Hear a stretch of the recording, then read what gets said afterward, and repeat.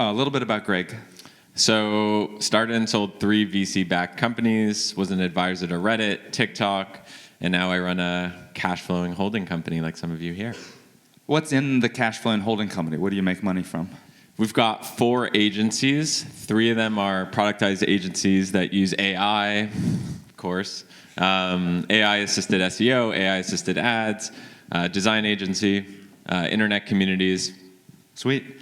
You have talked a little bit about buying communities and building communities. Can you talk about why you think that's kind of an arbitrage or what you've shared online?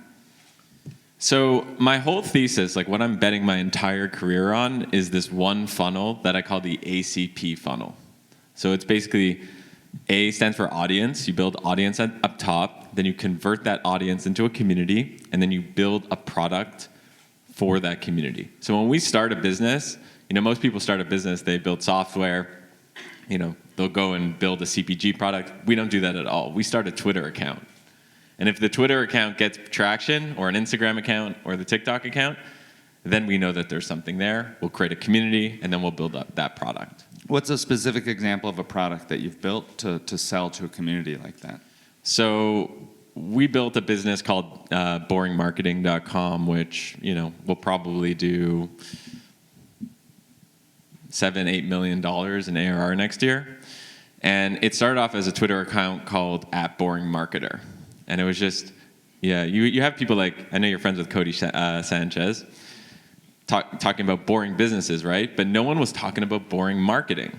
So we said, okay, let's just grab the Twitter username boringmarketer, simple as that, and just give people tips on boring ways to grow your business.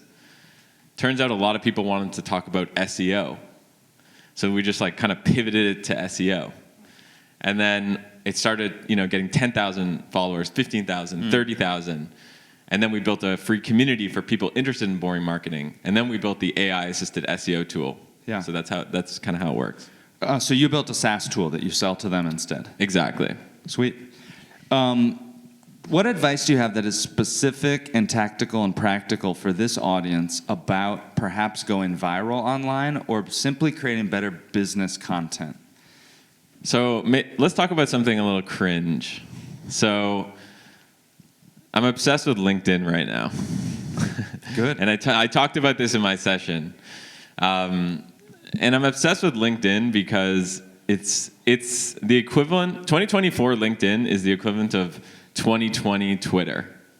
When in 2020 Twitter, I know there's some people like Sean Puri, Andrew, actually you too, you started going, guys like us started going viral in 2020, 2021, and we all got hundreds of thousands of followers because it was just so easy. It was fishing with dynamite. LinkedIn is fishing with dynamite right now, and I can give you some tips on how to grow on LinkedIn. Yeah, please. Okay, so by the way, I was like you. 14 months ago, I wasn't even on LinkedIn, and I grew from 0 to 125,000 followers with probably 15 hours of work in 14 months. And that's actually translated into millions of dollars of revenue. And how I did it was a few ways. So take notes, by the way. If you want to go viral on LinkedIn, get your notepads ready, because you might as well.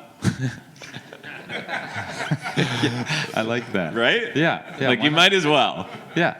Okay, so step 1. Did you know that there's a tab on LinkedIn right now that was just added that's a video tab? Did people know this? I'm not even saying, no one knows this. But LinkedIn is becoming TikTok. If you post videos on LinkedIn right now, they go far. So some people don't have video content. So you're probably like, oh, I don't have video content. Okay, well, you have 2 options. Option 1 is you create faceless video content, meaning you go out there, you use a bunch of AI tools to create video content, and then you just record over it. Or if you don't, you can use tools like 11 Labs, where you can just write a script. 11 Labs is an AI tool that will read the script and assign a voice to it. So go and create some faceless video content that you'll then post to LinkedIn. And then the second thing you can do is obviously record video content yourself. That takes a lot more work. And then also some people don't like being on camera, which I totally get. So step 1 is you post that video content, and you have a few options on captions to post that work. And I'm getting really like technical here. Like these are things that work because I think that I really want people to leave with value. Good. So one is you just put a caption that people will agree with, AKA the future is now, or like you just put something that everyone's going to agree with the video, you know, like the world needs more positivity now than ever. It's like, yeah, I kind of agree with that. And you get some likes. And you accompany that with the video. That's one thing. So video. The second thing you can do is stories. Stories work really well on LinkedIn. I'm sure you've seen that. What you should do after this is, you know, get someone on your team to sit with you and get them to ask you, what are the 15 stories that are most interesting in your career? And get them to ask you that question and write with them 15 stories at least, because it's hard to think about it on the top of your head. So write those stories down. Would we write those stories using the Matthew Dix type stuff, like yes. I am here, blah, blah, blah? Exactly. And now everyone here is equipped with how to tell a good story. Yep. So, you know, you can do it you can write the stories yourself. I just find it's helpful to have someone there to ask you, like, you know, what was the hardest thing in your career, or tell me a story about how, you know, you failed an exam in college. Vulnerable stories work really well. And then the thing with LinkedIn is you actually have to pair the story with a picture of you. Really? You have to. That's the way you're going to get those likes. Sweet. So you have to go find interesting photos of you and pair them with the story. And that'll make that content go 10x more viral. Videos, stories. You got one other like LinkedIn hack that if we're starting from nothing or from minimal engagement, what's one more thing that people could do next week even, just to kind of kickstart it? The third thing is find infographics that have gone viral before and just post them, obviously giving credit to that person, with a banger line, kind of like one of those. The future's now. The future's now with it. I had a post. One of my first posts on LinkedIn was, a year and a half ago or so, and it was like, I guess it was 2023, January 1st, and it was basically like, this year's going to be great. It was like an infographic that this year's going to be great. It's like, of course this year's going to be great. Everyone wants that to be great. It got 456,000 likes on LinkedIn. Really? Yeah. Can you talk a little bit about how you then took that audience and monetized it? Yes. We'll get actually very specific about how to take audience from LinkedIn and convert it to leads. So the mistake I was making was I would create a post and then in that post put a link to something I was trying to sell or some lead magnet or some community, whatever. It didn't work because LinkedIn is suppressing that piece of content. So I actually went to the LinkedIn office and I asked them, how can I put links in my content such that I can get people to click things? Because what is the point of creating content if you're not going to be able to get people to sign up to the things that you want them to sign up to? And by the way, side note, Twitter sucks right now. Like, yes, you can get a lot of impressions, but once you put that link in there, your post is going nowhere.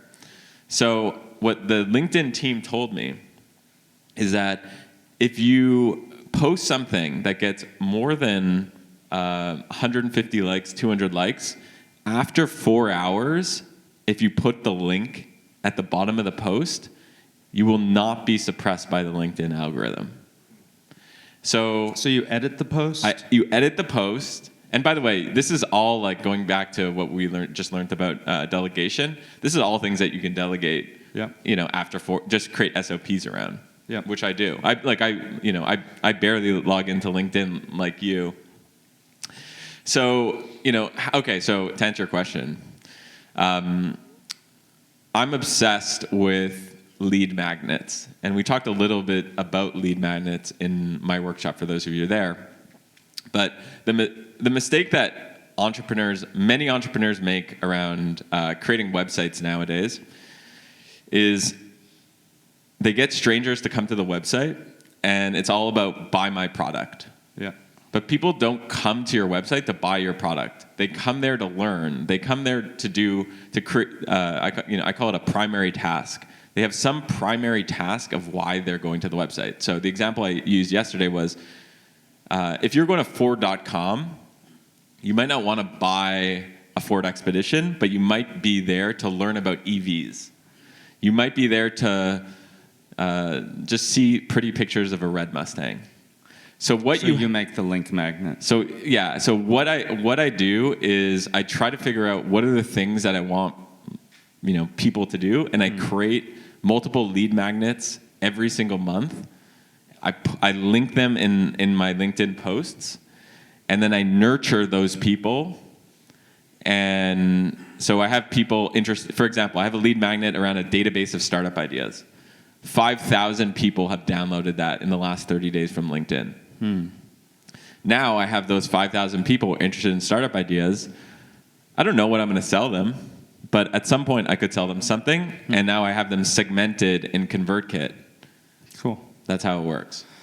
Would people be able to come up to you? We're going to be hanging out at the happy hour tonight. If they don't even know where to start about lead magnets, will you give them free advice? Will you tell them what to do? I would be honored for people to come up to me, and please do. I'm here, so come say hi.